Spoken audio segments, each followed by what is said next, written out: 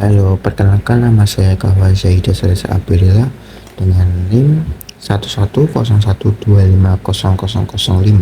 Saya berasal dari Prodi PPKN Ilmu Keguruan dan Ilmu Pendidikan Universitas PGRI Ronggolawe Tuban.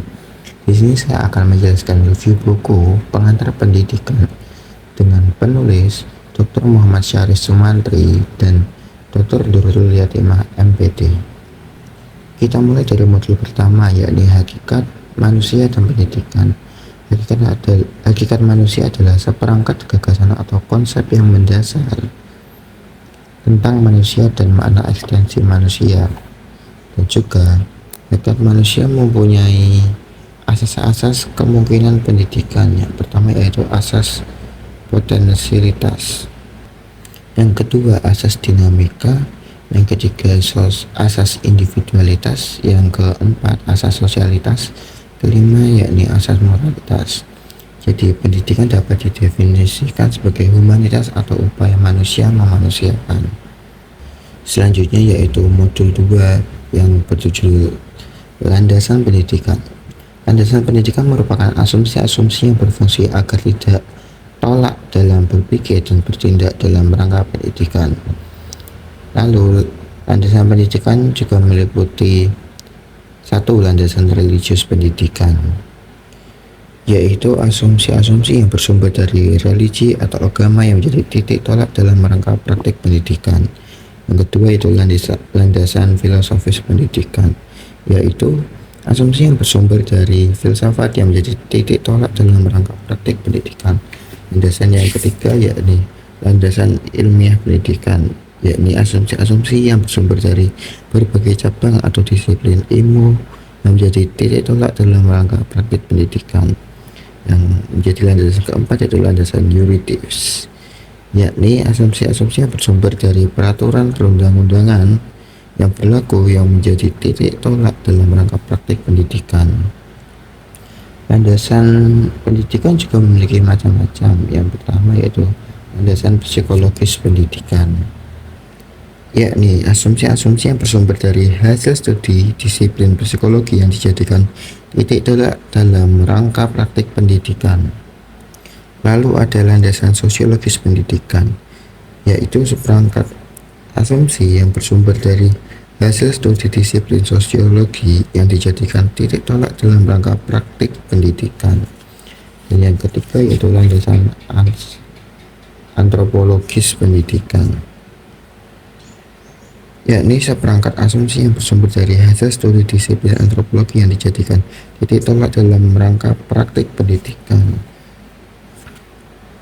Jadi selain sebagai makhluk sosial, manusia adalah makhluk berbudaya. Landasan yang keempat yaitu landasan historis pendidikan, yakni seperangkat konsep dan praktik masa lampau sebagai titik tolak sistem pendidikan masa kini yang terarah ke masa depan. Selanjutnya yaitu modul 3 yang berjudul lingkungan pendidikan. Lingkungan pendidikan merupakan lingkungan tempat berlangsungnya proses pendidikan yang merupakan bagian dari lingkungan sosial. Pendidikan dapat berlangsung baik dalam lingkungan keluarga, sekolah maupun masyarakat atau biasa disebut pusat pendidikan. Ketika lingkungan pendidikan tersebut merupakan komponen sistem pendidikan. Yang pertama yakni keluarga yang tergolong lingkungan pendidikan informal. Karena pendidikan dalam keluarga dilaksanakan atas dasar tanggung jawab kodrati dan atas dasar kasih sayang yang secara naluriah muncul pada diri orang tua. Jadi pelaksanaan pendidikan ini berlangsung tidak dengan cara-cara artifisial, melainkan dengan alamiah dan berlangsung secara wajar. Oleh karena itu pendidikan dalam keluarga disebut pendidikan informal. Yang kedua yaitu sekolah yang tergolong dalam lingkungan formal. Lingkungan pendidikan sekolah digolongkan pendidikan formal karena ada karakteristik, yakni secara faktual tujuan pendidikannya lebih menekankan pada pengembangan intelektual dan peserta didiknya itu bersifat homogen Dan juga isi pendidikannya itu terprogram secara formal, kurikulumnya tertulis, tersusun, terjenjang, dan seimbang. Dan juga waktu pendidikannya itu terjadwal secara ketat dan relatif lama. Dan cara pelaksanaan pendidikan itu bersifat formal dan artifisial. Yang terakhir yaitu masyarakat yang tergolong dalam lingkungan pendidikan non formal. Karena lingkungan pendidikan di masyarakat itu seperti kursus, kelompok belajar, majelis taklim, bimbingan les, lalu juga memiliki karakteristik yang secara faktual tujuan pendidikan lebih menekankan pada perkembangan keterampilan praktis dan peserta didiknya bersifat heterogen. Dan isi pendidikannya ada yang terprogram secara tertulis, ada pula yang tidak tertulis, dan dapat tersusun dan berkesinambungan, dan ada juga yang tidak tersusun dan tidak berkesinambungan. Selain itu, waktu pendidikannya terjadwal secara ketat dan tidak terjadwal. Lama pendidikannya itu relatif singkat. Cara pelaksanaan pendidikan itu mungkin bersifat artifisial, mungkin pula bersifat wajar. Lalu pendidikan juga memiliki berbagai unsur, yaitu tujuan pendidikan, pendidik, anak didik ataupun peserta didik, isi atau materi pendidikan, metode dan alat pendidikan serta lingkungan pendidikan. Lalu modul 4 yakni gerakan-gerakan pendidikan. Di modul ini ada 4 judul, yakni yang pertama progresisme, yang kedua esensialisme, yang ketiga perennialisme, yang keempat konstruktivisme. Saya akan menjelaskan yang pertama, yaitu progresivisme, yakni berkembang dan melakukan gerakan dalam rangka perubahan sosial dan sosial budaya dengan menekankan pentingnya perkembangan individual. Sedangkan esensialisme itu dikenal sebagai gerakan pendidikan dan juga sebagai aliran filsafat pendidikan, yakni sesuatu yang bersifat inti atau hakikat, fundamental atau unsur mutlak yang menentukan keberadaan sesuatu. Yang ketiga yaitu perennialisme, yakni muncul atau berkembang sebagai reaksi dan solusi yang diajukan atas terjadinya suatu keadaan yang mereka sebut sebagai proses kepercayaan dalam kehidupan manusia modern. Yang keempat yang terakhir yaitu konstruktivisme, yang berkembang dalam rangka mengatasi proses pendidikan yang pada umumnya melakukan suatu transfer pengetahuan dari guru kepada siswa. Lalu model kelima, yakni kondisi pendidikan di Indonesia. Penyelenggaraan sistem pendidikan terutama didasarkan atas kasta sosial yang ada di masyarakat. Lalu ada pula macam-macam sistem pendidikan sebelum kemerdekaan. Yang pertama yaitu pendidikan pada zaman pemerintahan Belanda pada zaman VOC, yakni masa penjajahan yang telah menjadikan bangsa Indonesia tertindas, yang pada akhirnya muncul semangat bangsa Indonesia untuk tampil menggelorakan nasionalisme dan munculkan pergerakan-pergerakan. Yang kedua yaitu pendidikan pada zaman kolonial Belanda yang dimulai pada tahun 1900 sampai 1942, yang menjadikan bangsa Indonesia itu jajahan pemerintah kolonial Belanda yang awalnya dikenal VOC akhirnya diserahkan kepada pemerintah Belanda. Yang ketiga yaitu pendidikan pada zaman kaum pergerakan. Itu muncul karena sebagai reaksi atas pendidikan yang diselenggarakan oleh pemerintah Belanda yang cenderung merugikan kepentingan bangsa Indonesia itu, baik mengenai kesempatan yang diberikan, diskriminasi bangsa, maupun kepentingan hasil pendidikan. Sebagai contoh, saya akan mengambil Budi Utomo sebagai bentuk pendidikan pada zaman tahun pergerakan. Dan juga pada tahun 1912 itu ada Ahmad Dahlan yang mendirikan Muhammadiyah sebagai sekolahnya dan lain sebagainya. Yang keempat yaitu pergerakan pendidikan oleh kaum perempuan yang diselenggarakan oleh R.A. Kartini, yang mula-mulanya menulis surat yang berisi buah pemikirannya menggambarkan bahwa ia ingin wanita memiliki kebebasan menuntut ilmu dan belajar. Dan yang kelima yaitu pendidikan pada zaman pendudukan militer Jepang. karena pada saat itu rempah-rempah yang sangat langka di pasaran dunia. Jadi Jepang kemudian berjuang untuk melakukan Belanda karena ia ingin menguasai kekayaan alam Indonesia yang sangat penting artinya bagi kelangsungan perang Pasifik, dan sesuai pula dengan cita-cita politik ekspansinya.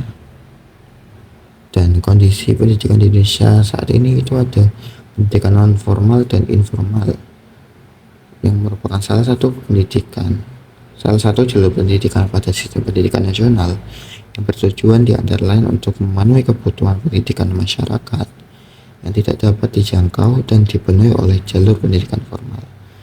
Dan ada dua jenis aliran pendidikan yang bersifat non formal. Yang pertama yaitu taman siswa, yakni perguruan kebangsaan yang didirikan oleh Ki Hajar Dewantara pada tanggal 3 Juli 1932 di Yogyakarta, yakni dalam bentuk yayasan. Yang selanjutnya mulai didirikan Taman Indira dan kursus guru selanjutnya yaitu Taman Muda, disusul Taman Dewasa terangkap dengan Taman Guru. Sekarang ini telah dikembangkan hingga meliputi Taman Madya, Prasarjana, dan Sarjana Wiyata. Lalu jenis yang kedua yaitu ada INS Kayu Tamam. INS Kayu Tanam didirikan oleh Muhammad Syafi'i pada tanggal 31 Oktober 1926 di Kayu Tanam, yakni tepatnya di Sumatera Barat. Selanjutnya yaitu modul 6 yang berjudul Antropologi Pendidikan.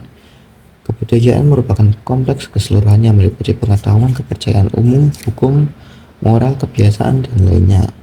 Kecakapan serta kebiasaan yang diperoleh manusia sebagai anggota masyarakat.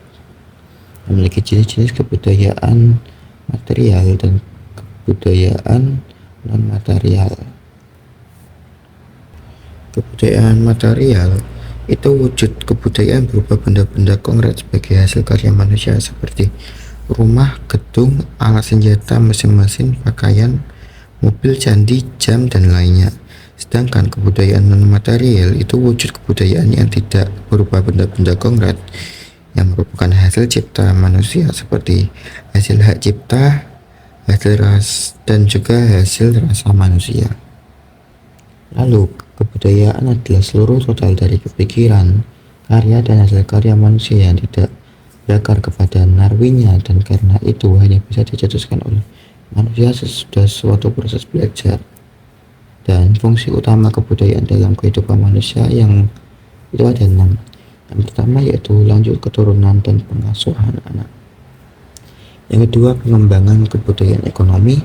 Yang ketiga, transmisi budaya. Yang keempat, religi atau keagamaan. Yang kelima, pengadilan sosial. Yang keenam yaitu rekreasi. Lalu kita masuk ke modul 7 yakni ekstensi perubahan sosial dan pendidikan. Perubahan sosial merupakan segala perubahan pada lembaga-lembaga kemasyarakatan di dalam suatu masyarakat dan mempengaruhi sistem sosialnya.